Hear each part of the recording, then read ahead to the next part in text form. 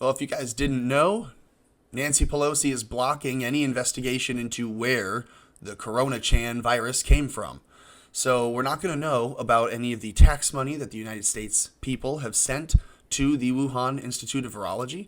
We're not going to know anything to do with exactly where this coronavirus came from, at least if Pelosi has her way. And I think that's odd because aren't all Democrats calling for investigations into Trump's handling of the virus?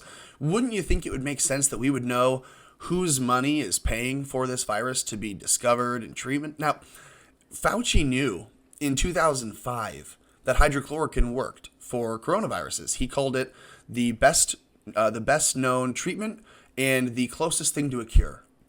And so in 2005, I'll pause this and say, how did he know? Right? Because Fauci knew this in 2005. We want to say, well, how did he know? Because research done by the National Institute of Health, which he was the director, knew about the different SARS-CoVids. There's SARS-CoV-1, there's SARS-CoV-2. One comes from a bat, one does not. They're both equally treated with hydrochloroquine really, really successfully, to the point where out of, it was like 80 people, 79 of them were successfully treated with it and were brought back to full health. Azithromycin, hydrochloroquine. That's what they should have been using. Now, why was it that Fauci knew this in 2005? And yet 15 years later, in press conferences with the president, where 30,000 people are supposed to have died in a month and a half's time from coronavirus, why is it that Fauci is saying, actually, we need more evidence to suggest, we would need more knowledge, we would need more studying to know if hydrochloroquine worked? When in reality, he knew this. He was doing chloroquine studies, and then hydroxychloroquine, which is the little brother of chloroquine, both work phenomenally well on this coronavirus. And he's hidden it. It's not just that he forgot, he hid it. We confirm the efficacy of hydroxychloroquine associated with azithromycin at the treatment of COVID-19 and its potential effectiveness and the early impairment of contagiousness. Why was it important that he denied it early on and waited until independent experts came out and said, no, that is true? Do you think that it had something to do with them wanting this to spread further? Remember, all the experts told Trump, don't shut down the economy, don't shut down the border, let's just try to find PPE and tell everyone to wash their hands and be precautious, because they knew it would be super contagious. They knew that wouldn't work.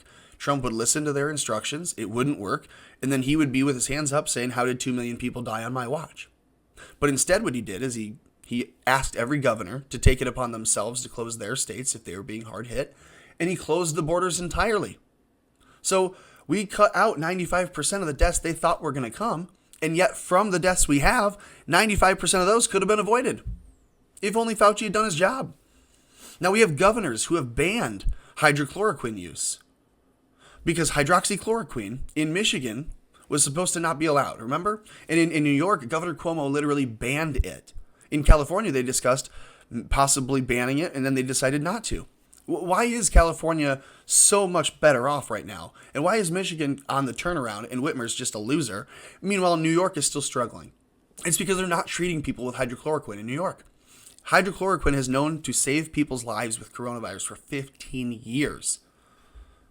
And so when you ban it, you are responsible for those people's deaths. Now, the funny story actually doesn't even end, it doesn't even begin there.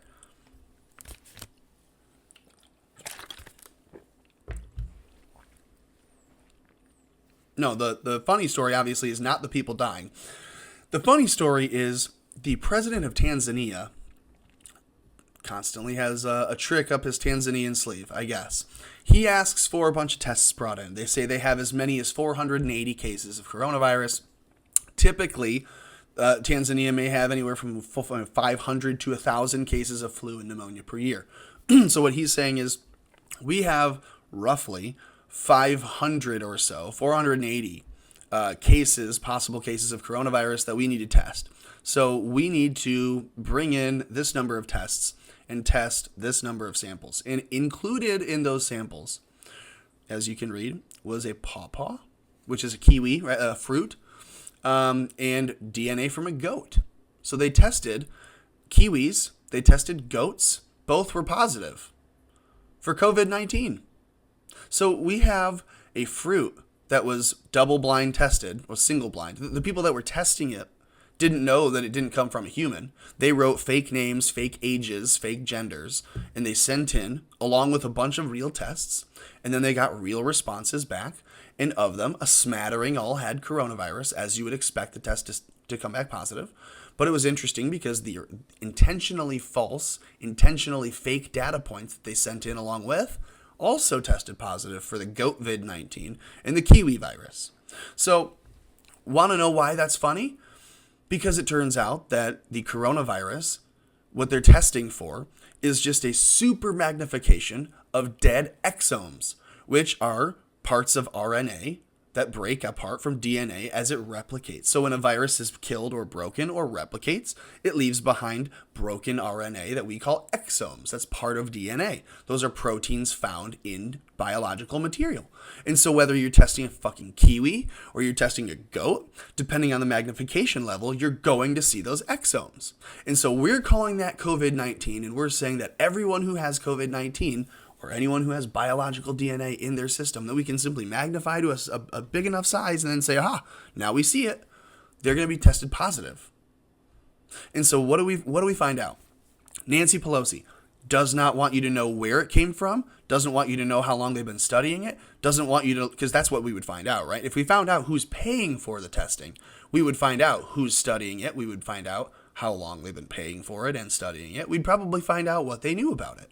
And I think it's interesting that Nancy Pelosi does not want anyone in the United States, or the rest of the world for that matter, to actually get to the bottom of what caused the coronavirus. No, they don't want the cause. They want the result. The result will be mail-in voting, which will be entirely run out with fraud. And this, cover your face now. But the masks won't help if you're doing this. If you're putting holes in your masks with flowers or pins, and you're poking things through it and decorating your mask like it's a fifth grader's backpack, that's what they want for you. They want your muzzle to be decorated, and they don't want you to find out where this flu came from. They just want you to shut up, give them your rights, stay home, and wear your muzzle. Happy?